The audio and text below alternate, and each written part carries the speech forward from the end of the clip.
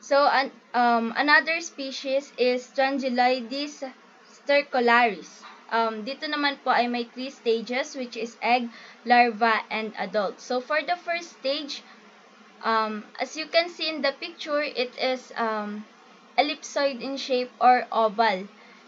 And it has a size of 40 to 80 micrometer in length, and dark din po yung color niya, and meron siyang thin covering. It is also transparent.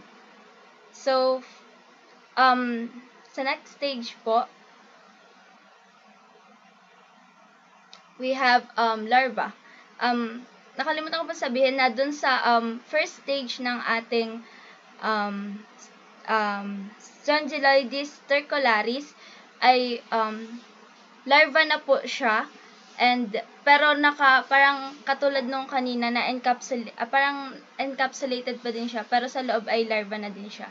So for the next stage is larva. L1 stage, we have rhabditiform larva. So dito sa rhabditiform larva ay ito yung feeding stage ng parasite. May open mouth, it is short and stout. So, ang size niya is 0.25 millimeter in length and 16 micrometer in breadth. Yun, sabi ko nga po kanina, may short mouth siya, and meron ding short muscular double bulb esophagus. So, dyan po sa taas ng during natin sa specimen section, makikita na double bulb esophagus siya. And it is also inconspicuous genital primordium. So, for the L3 stage po, under larva stage pa din, we also have filariform larva. Dito naman po ay long and slender, ibig sabihin mahaba and mas thin siya kesa dun sa rhabditiform larva natin. Ang size po niya is 0.55 millimeter in length. May short mouth din po siya, and it has long esophagus of uniform width and notch tail. Yung notch tail po is yung parang baliktad na V dun sa dulo, sa lower part ng drawing.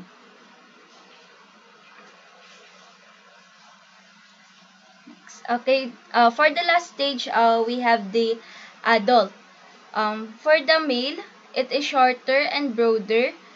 It has a size of 0.61 to 1 millimeter in length and 4 to 50 micrometer in width. It also has copulatory spicules. As you can see in the drawing, andyan po yung intestine, may testes din po in the middle part, and then we have seminal receptacle and ejaculatory duct, and yung spicule ng specimen. And for the female naman is it is thin and transparent, and katulad din po nung kanina, mas mahaba yung ating female kaysa sa male. Ang size po nitong female ng stercularis is 2.5 mm long and 0.55 mm wide. And it also has cylindrical esophagus. So, as you can see in the picture, meron po siyang anal opening, oviduct. May presence din po ng egg since female siya. May vulval opening. Doon po nalabas yung larva. And we have intestine and the large part, which is the esophagus. So, that ends my part po.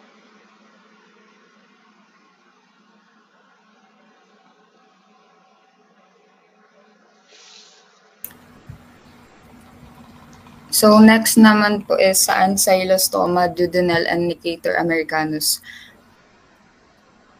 So, yung sa Ancylostoma duodenal po is smaller eggs, and yung sa Necator americanus naman po is larger eggs, and both naman po is oval with thin-shelled appearance and transparent or colorless. The size lang po sila nagkaiba.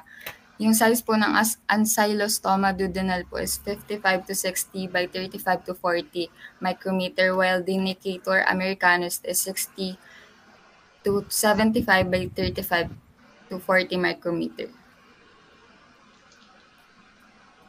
And yung sa ancylostoma duodenal po is can be transmitted orally, and example po is sa breastfeeding. Yun, next na po. Larval stage. So yung sa larval stage po is yung both species po is dumadaan po sa katulad po ng proseso na kung saan ang kanilang mga eggs po is nagiging Rhabditiform larvae. Ito po yung nasa first picture, nasa taas po. Na nagmo-molt po siya ng 2 beses para maging infected filariform larvae. So yung distinguishing feature po ng Rhabditiform larva is thin. Yung size po niya is 250 to 300 micrometer long. And yung buccal cavity po niya is long and pointed tail end. While the filariform larva, ang size po niya is 500 to 700 micrometer, shorter buccal cavity with specific characteristics and sharply pointed tail. So yung disinfected larvae po can survive to 3 to 4 weeks in favorable environmental conditions. Next naman po.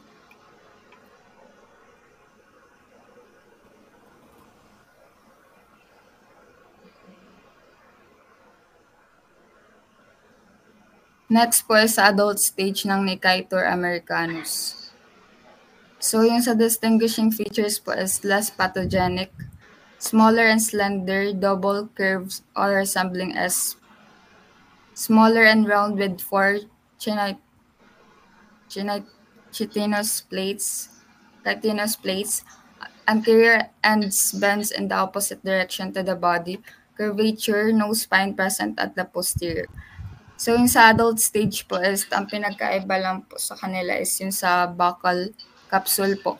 Like po dito yung sa cutting plates. Next naman.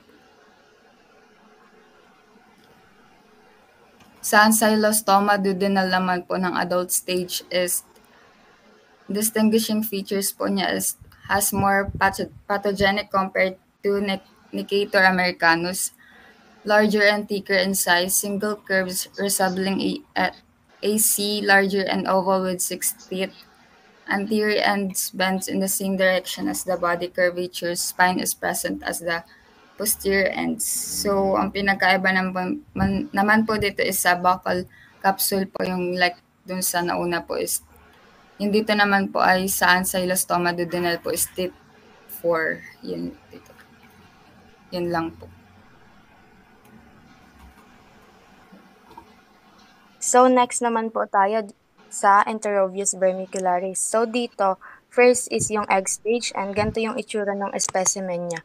Ang distinguishing features niya ay, yung shape niya ay elongated oval, and then slightly flattened siya sa one side, and then yung measure niya ay 50 to 60 micrometer by 20 to 30 micrometer. And then double layer din siya and thick but transparent yung shell. Next po is dito sa larva stage.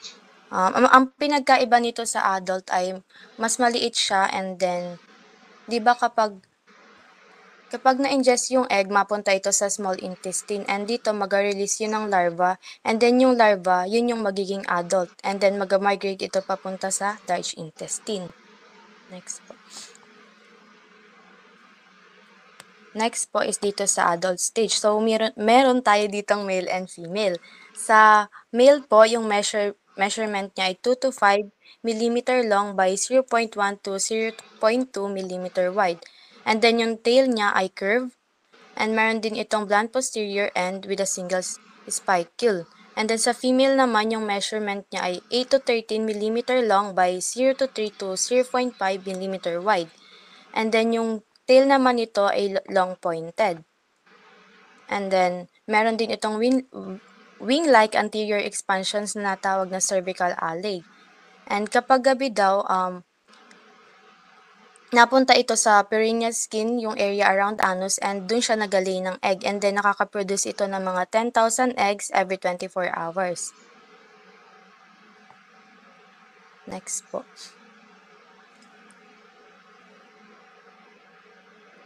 Next po is yung Capillaria philippinensis.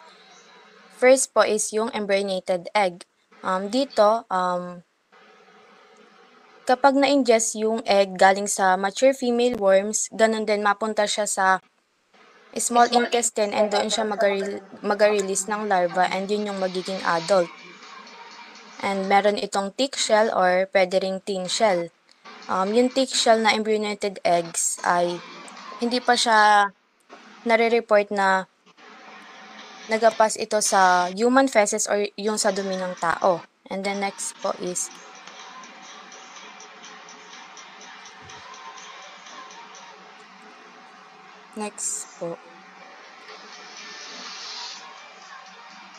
meron din po tayo dito ang embryonated egg. So dito, nagapas naman siya sa human stool or feces or sa dumi ng tao and then thick yung shell niya. And then immature din siya kaya kailangan niyang ma-embryonate na sa external environment ng mga 5 to 10 days. Next po ay yung adult stage na. Sa female po ay small siya and slender nematode or payat and then yung measurement niya ay 2.5 to 4.3 mm and makikita siya sa small intestine and yung definitive host niya ay humans and then mates with the female worms. Next po is sa male naman po. Ganun din po siya sa measurement lang nagkaiba na 2.3 to 3.2 mm.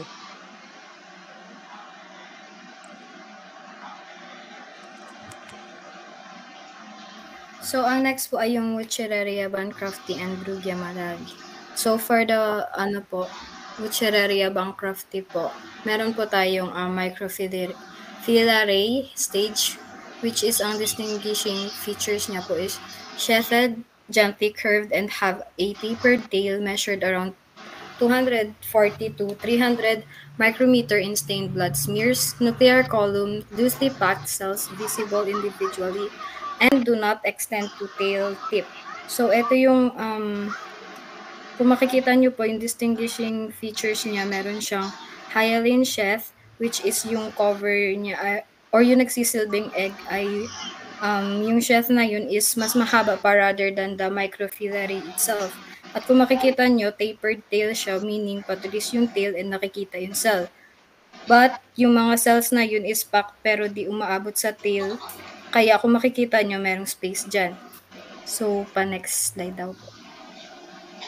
Sa L3 infective larva, ang distinguishing features niya po is head is truncate conic trapezoidal when viewed laterally. Oral aperture is circular with prominent papillae. Tail is blunt with 3 caudal papillae, 2 lateroventral and 1 dorsoterminal. Females have a relatively longer tail. So, dito naman sa infective area stage, dito nangyayari yung transmission na nakatutulong sa pag-process ng lymphatic filariasis na sakit. Yung features niya sa harap, makikita mo siya na cone shape pero naka-flat cut and yung bunganga niya is circular tapos merong noticeable na papillae, nipple-like shape and small. Sa buntot na part niya, blunt siya, meaning hindi na siya pointed na merong 3 caudal papillae and unique sa female because meron silang mas mahabang tail compared sa male. Next po. Sa adult stage, ang distinguishing features niya is long thread-like translucent worms with a smooth cuticle. Females have 800 to 100 millimeters larger than males, 24 to 40 millimeters, reside mainly in lymphatic vessels, ovoviviparous. So, dito sa adult stage, compared sa ibang stage, mas mahaba na sila and transparent na. Whitish and creamy din yung texture nila na smooth and para silang may buhok na mahaba compared sa male. Mas mahaba ang adult stage ng female. Matatagpuan sila commonly sa lymphatic vessels and ovoviviparous, meaning yung